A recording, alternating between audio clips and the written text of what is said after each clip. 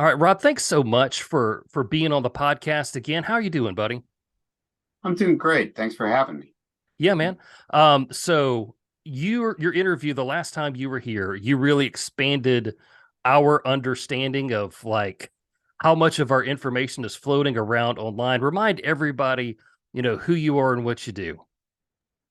Sure. So my name's Rob Shavell, and I am one of the co-founders and of a company called DeleteMe, and we do kind of what our name sounds like. We do. We take information from you if you sign up as a customer. For example, your address, cell phone number, and uh, you know, if you're a parent, and you might be if you're listening to this, Yeah. relatives' names or family information, and we go out and look at the open web, like what you can find on Google, effectively, that that comes back when you put in this kind of personal information to Google and try to find stuff about you or your family. And once we find that, what often happens is your information is out there being advertised on Google or ranking for those searches by companies that have profiles about you and your family. And we call those companies data brokers.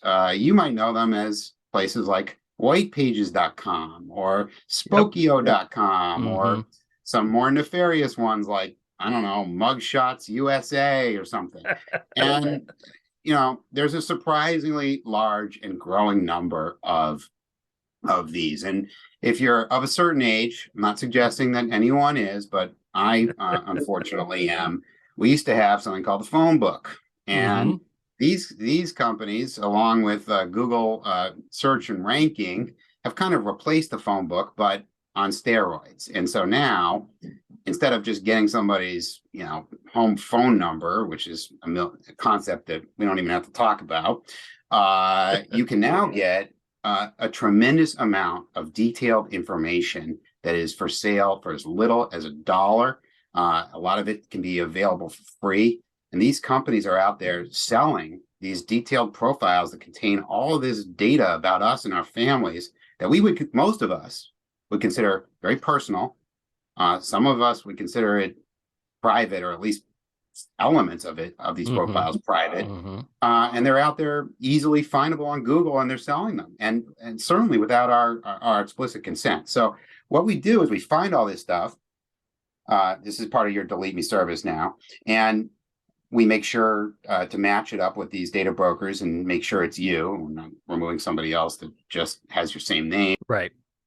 And we go do the heavy lifting or the laborious work of going to each one of these things and going through their red tape and their verification and their clicking here and there and all that kind of stuff. It takes a lot of time, and we try to opt you out so that you are not available in their database on those searches. And that is a process that can take anywhere from almost instantaneous, like when you sign up, you'll disappear from some of these places in like an hour or hours, to months for Mm-hmm. some of them, because they're so finicky or they're so backed up or they're non-compliant. So it is a constant fight, effectively, with these companies to try to get your data removed, when in the first place you never agreed explicitly with Right. them for them to have it. Now, there's a concept which they talk about. Hold on. Let me just pause there. Sure. That's what we do. That's what you do. Yeah. Because I mean, obviously, you are a passionate advocate for privacy. I mean, we could tell that immediately. And there's something that you brought up. You brought up the phone book because, like, I'm older than the internet. I think you're older than the internet, that sort of thing. Back in the day, that was it. That's how anybody found anybody. It was just the phone book. And if you didn't have one, you didn't know. But like now, all of that information is out there about everyone. And I was talking on the podcast the other day, and I was talking explicitly about DeleteMe, and I was saying, I don't have a whole bunch of information that I'm trying to hide. I'm not trying to hide from the government. I'm not trying to hide from anybody. I'm just trying to afford my family the level of privacy that we had back in 1995. Like our parents didn't have to deal with this stuff, but our kids are. And so that's kind of where I am. And that's why I'm glad you're here to do this sort of stuff, because this is a whole new world, right? It's 100% right. And, us as parents, we're realizing through our kids what the difference in our lives versus their lives are. And it's not just social media. It's not just, oh well, they're on their phones all the time, and TikTok and Instagram and this, that. It's that these kids are now living in a world that is a lot less private. And it is not just it's very real for a lot of these kids, because they'll share something, they'll be in the world that they're living in and their friends are living in, and all of a sudden something happens, somebody gets upset with somebody else. Kids are always bickering. They're kids are actually pretty mean. I think they're They sometimes can be, yeah. meaner than us adults.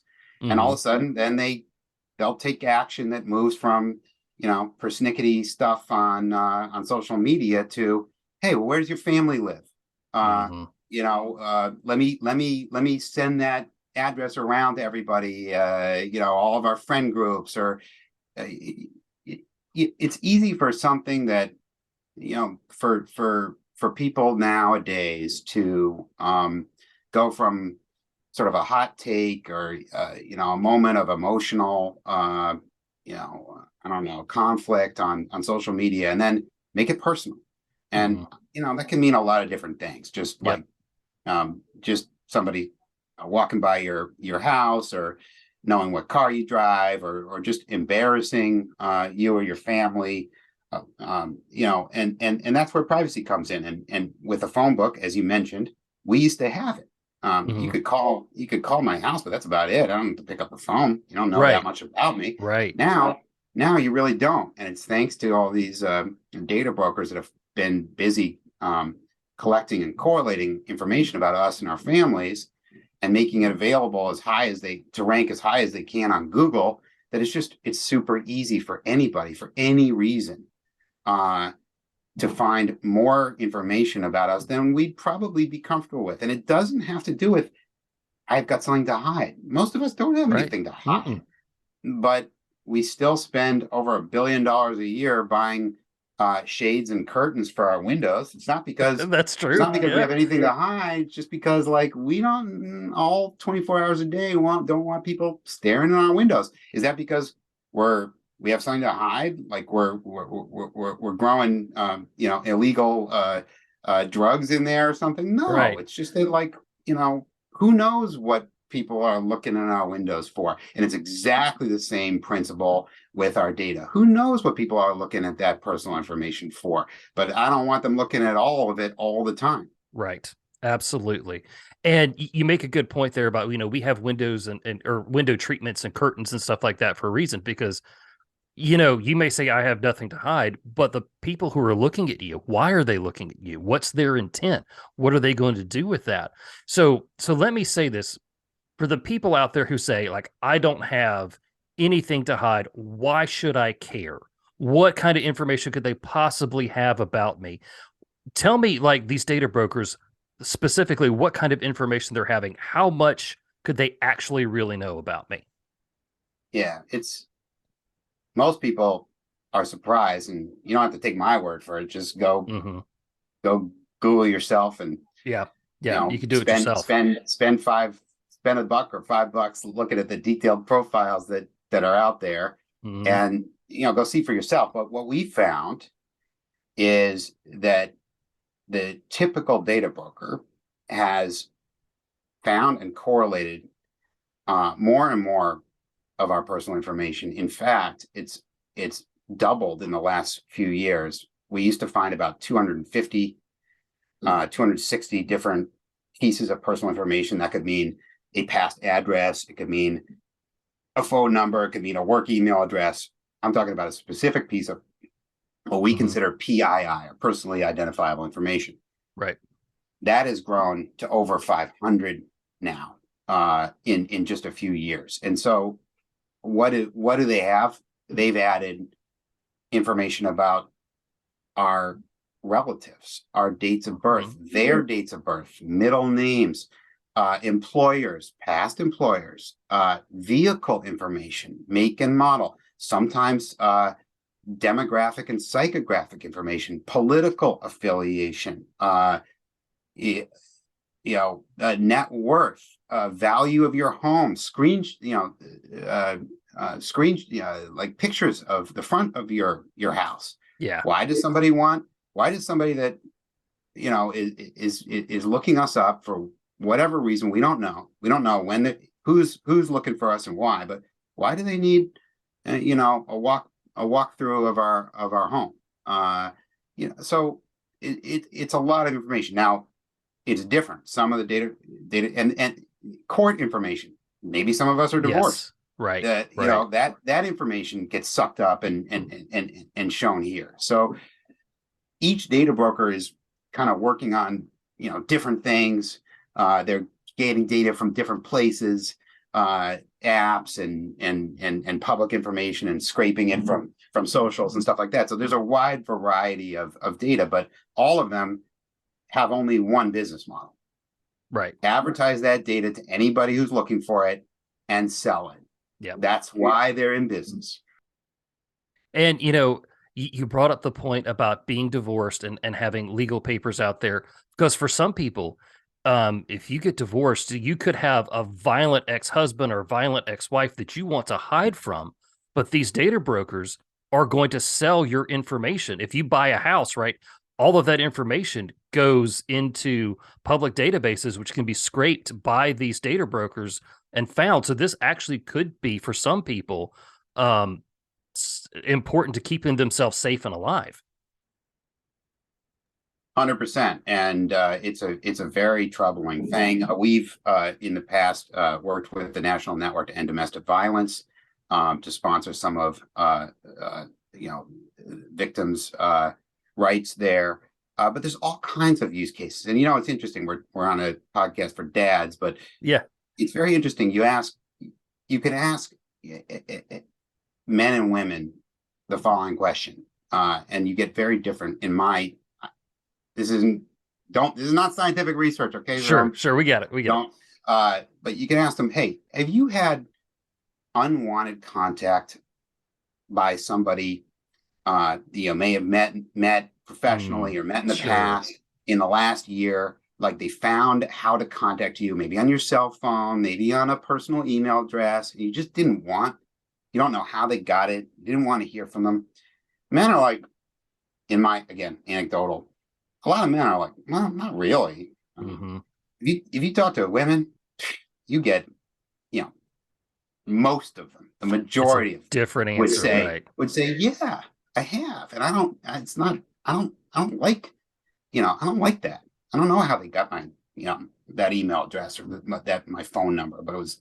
I don't want to talk to them. I didn't want them to know how to find me. So there's lots and lots of different reasons why we at DeleteMe are providing our service, and there's lots of motivations for people, and it has nothing to do with, I have something to hide, I have a Right. meth lab in my garage. It has nothing to do with that. By the way, Right. if you do have a meth lab in your garage, please don't sign up for DeleteMe. We Right. don't. Yeah. Yeah. That's not going to be good. So, you talk about all of this, and you're a big advocate for privacy. Tell me why you started Delete Me. What was your motivation? Why even do this? Because, to be completely honest, I don't think I ever would have thought of this as a type of business in 100 years. Well, I'll give you the completely honest answer, since you Hmm. wouldn't have thought of that.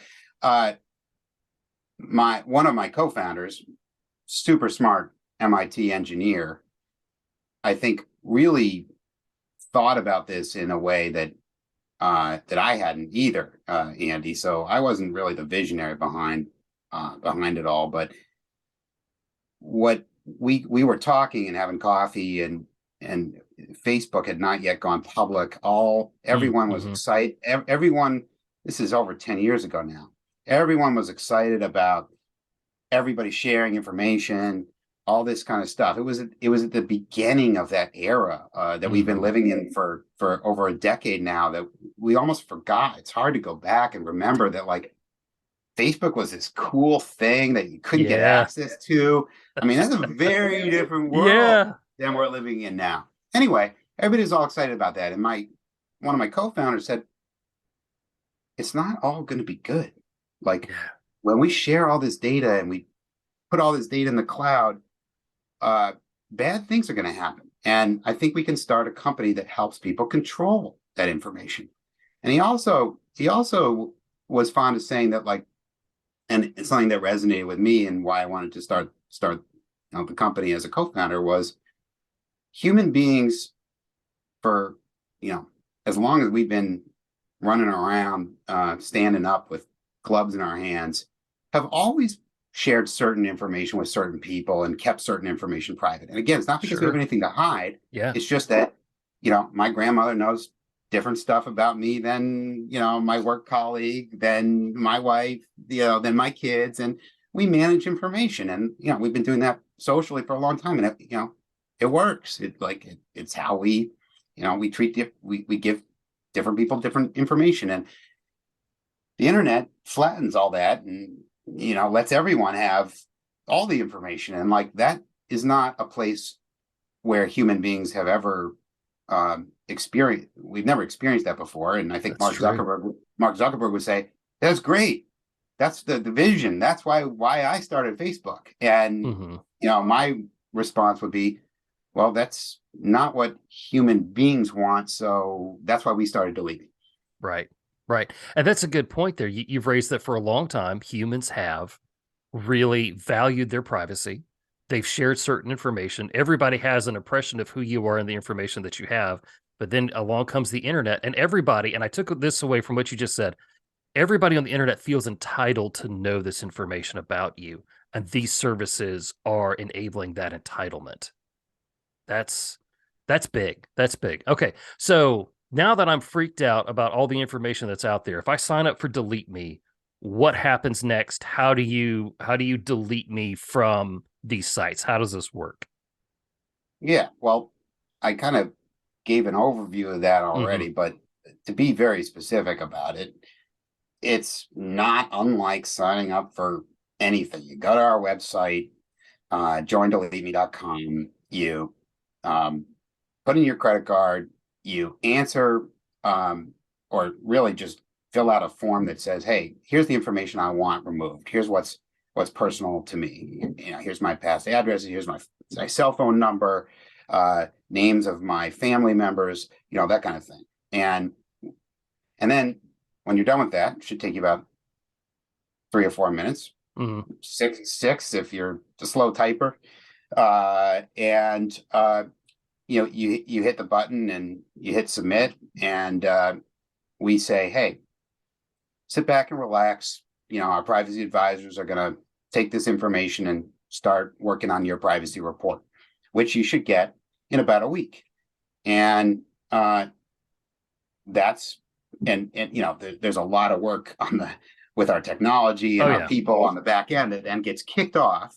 But ultimately, a week later or so, you get a privacy report. We email it to you, and it's in PDF, and you can log in and get all the fancy graphs and charts and real-time data if you want. But we try to keep it simple, because I think simplicity is really, really, really undervalued these days. Yeah. Like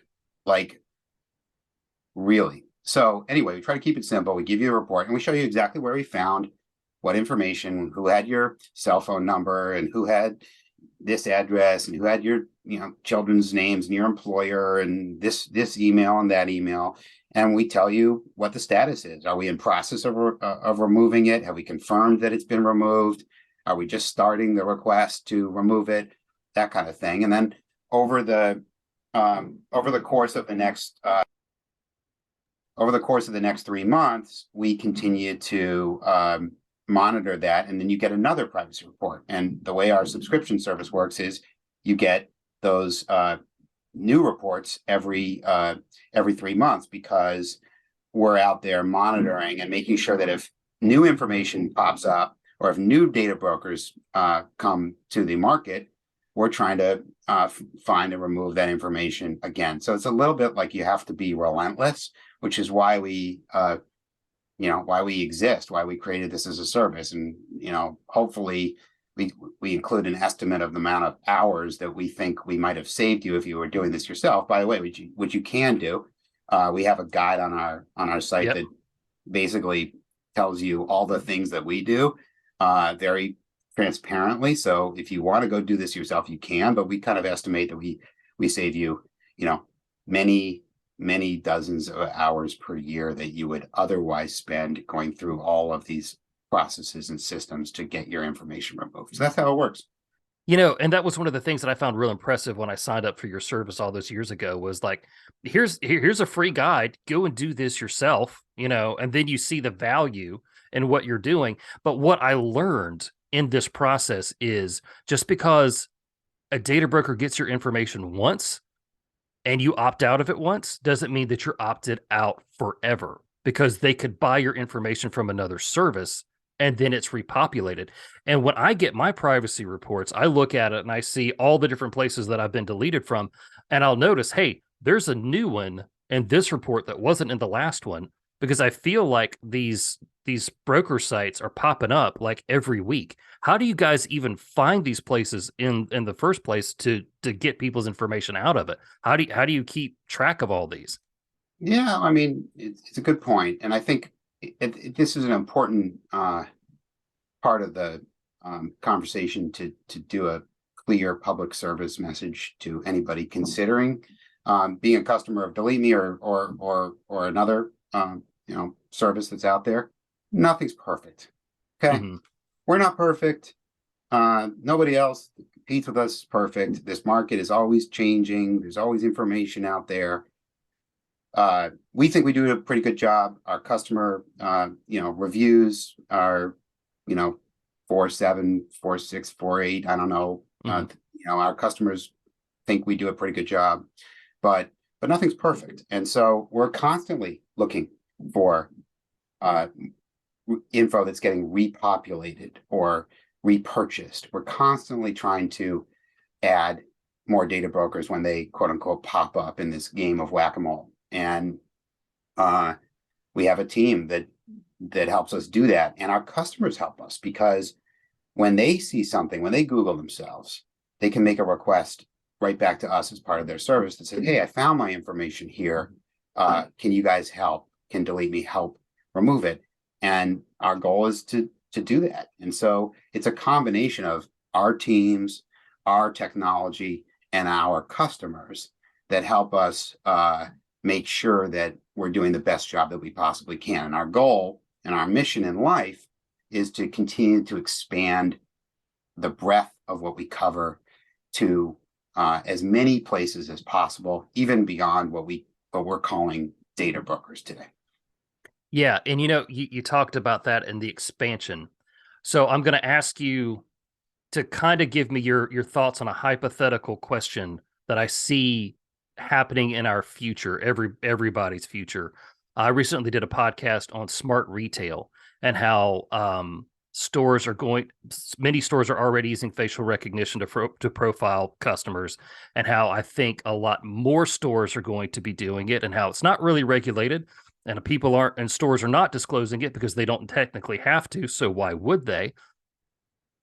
Thinking about the future of smart retail, if data brokers were to get a hold of our facial recognition data, how much more invasive is this going to become? I mean, this is a whole other can of worms that, I typically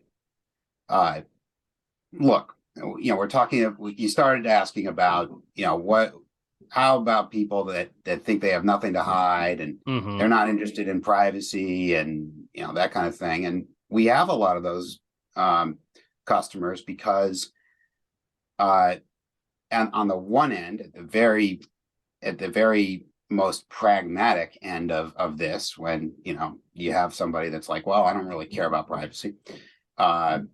they typically don't like robocalls, and they don't like Right. unwanted Right. contact. So that's a reason for them, in given their state of mind and what they care about, that's a reason for them to get value out of it, not having their information everywhere. On the other end of the continuum, for people that are really thinking about the future, it's this stuff that you're talking about. It's biometrics. It's Oh, smart retail stores profiling you, and they're uh-huh. if they can attach an identity to a cell phone that's walking by, or to your face when a camera is pointed at it, and they can connect it to all this information about you and your family that's stored at these data brokers that they're selling for almost pennies, fractions of pennies. Then all of a sudden they're making decisions with data that we never really consented to give them, that's highly personal, that might not just be about us, it might be about our families and our children. And hey, this kid is walking into these stores, so then, well, what should we do about it? And then worse, those, and people can be like, well, that's okay, my kid can go to the store they want. Well, then the store gets data breached, and they lose all that information. Then a hacker is like, well, I know, that you shop here, so I'm gonna and I have all your information, so I'm going to use that to make a really smart spear phishing attack. So I'm going to tell you to Venmo me some money, because I'm going to look exactly like your friend that also shops the store. Who knows? There's a million Right. different Right. threats, but even beyond that, the use of this data in artificial intelligence, which is all the talk Oh this man. year of Mm-hmm. Silicon Valley, with I don't know how many dads out there have used Chat GPT and all this, but uh, the use of this personal data combined with the AI that is now there's 100 million people using this now. I think it's the fastest growing application ever in history. Mm-hmm. Uh, Thinking about all that personal information that's easily available about us, combined with the ease of use of AI basically being like Microsoft Word for people. Yeah. There's a lot of implications that we don't have the time today probably to Mm-hmm. discuss, Right. but there are things that, again, there's people that are worried about getting less robocalls and spam, and there's people who are worried about their personal information used by AI. And Mm-hmm. we want to help everyone. Right. Right. You know what, man? You've really opened up. You've thought about that more than I have, and I'm a little concerned about the stuff that you're talking about with AI in the future and all that. And we'll just have to see where it goes. So, my last question here for you. We talked about this in the beginning. We're parents. You're a dad. I'm a dad. Our kids are going to be growing up in this world. How important is it for us as parents to protect them at this stage in their life with their personal information? I think it's I think it's important for parents to help their children understand for themselves what the positives and negatives of the technology they're using are, and to protect them. Right. One way to protect them is making sure their personal information isn't everywhere and obvious, and using pseudonyms if you're allowing them to use social media, using pseudonyms for that, and that sort of thing. But it's a big problem. I would say it's the parenting challenge of our generation as parents, Mm. uh, helping our kids be smart about digital technology. But let's not forget, kids are pretty smart themselves. I mean, they figured out that Snapchat was more private than Facebook, so they went and moved to Snapchat. So I also have some faith in the kids, but to the extent that we can help guide them as parents in this digital age, which has all these threats, we should. Absolutely, man. Absolutely. Man, I've enjoyed this time talking to you. This has been a lot of fun. Tell everybody where they can find out more about Delete Me and all that you're doing. Yeah, so join deleteme.com. That's the website. Not deleteme.com, unfortunately. Join deleteme.com. And yeah, you can chat, get support. If you have questions about our service, feel free to reach out to via email or chat or call us. Happy to answer questions that are specific to your needs, and you can sign up yourself or your family. It's pretty simple. Yeah, man, it is pretty simple. You'll take a lot of frustration out of my life by taking care of this for me. So Rob, thank you for being with me today. I appreciate you, buddy. Hey, thanks for having me. Until next time.